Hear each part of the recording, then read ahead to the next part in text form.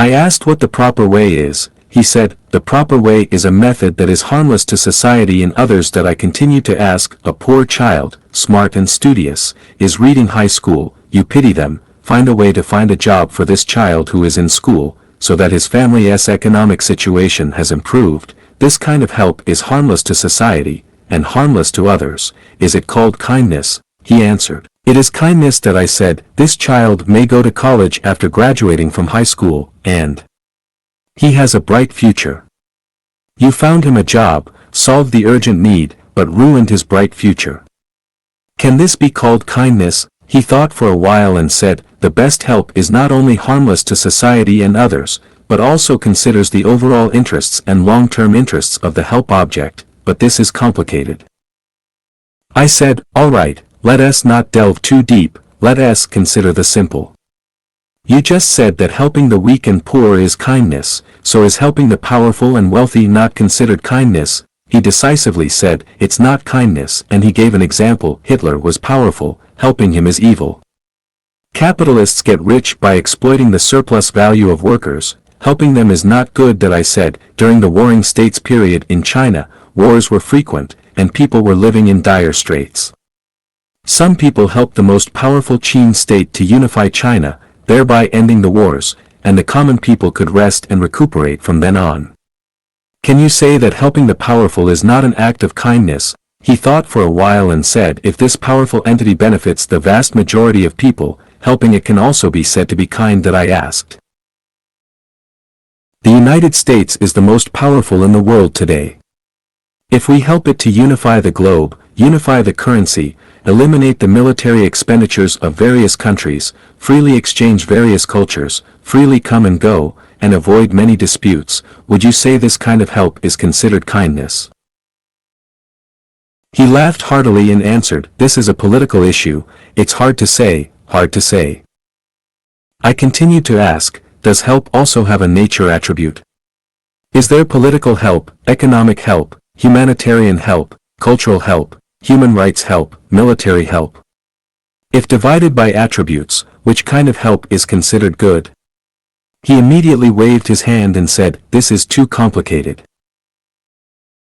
I smiled and said, let us not talk about the complicated ones. You said that helping the rich is not good. Suppose there is a place in Africa where people have no shoes to wear. Someone helped a big capitalist in the UK to set up a shoe factory in this place. From then on, the products of this place have increased in value. Some local people have entered a relatively civilized factory to work, started to contact machines, learned language and text. This remote place has a road to other tribes, and more importantly, people have shoes to wear, gradually leaving the primitive way of life and moving towards civilization. Do you think this kind of help is not good? He thought for a long time before saying, this kind of help is colonial in nature, but from a long-term perspective, it is good for the development of Africa and the people of Africa, and it can also be said to be good. That I laughed and asked, so you say helping the weak and poor is good? Is this sentence correct? He suddenly woke up, punched me on the shoulder, and laughed and said, you deliberately beat around the bush to make me fall into your trap. After a pause, he sighed and muttered to himself, it is really difficult to define goodness clearly.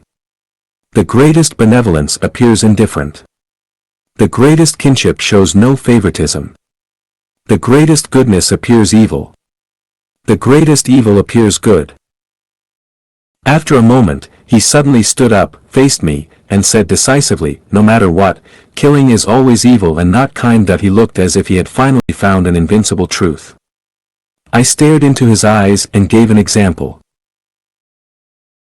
There was a 9-person squad that was sent thousands of miles away to a place heavily surrounded by enemy forces to rescue people on a quiet night. Midway, they were discovered by the enemy. During the firefight, one of them was seriously injured and could no longer walk. The squad leader had no choice but to shoot this comrade to death. If he didn't kill him, the angry enemy would hack him to death. He would suffer torture and pain.